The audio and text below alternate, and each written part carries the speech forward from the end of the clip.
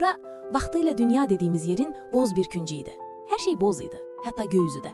İnsanlar isə onlar yalnız ekranlarına baxırdılar, ətraflarındakı heç nəyə görmədən.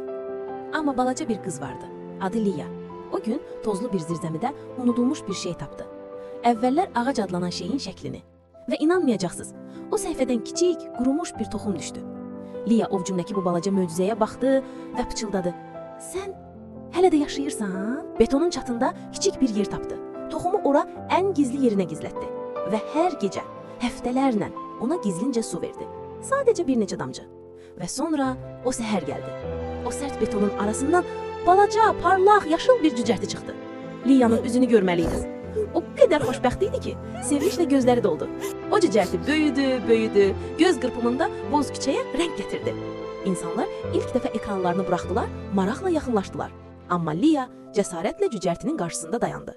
Toxunmayın, dedi. O anda illərdir gözlənilən şey oldu. Yağış başladı. Təmiz, əsl yağış. Yağış damcıları hər yeri yudu və şəhər yavaşca yaşıl rəngə boyandı. Boz binaların ortasında nəhəng bir ağac yüksəlirdi. İnsanlar sakitcə ağacın ətrafına toplandılar.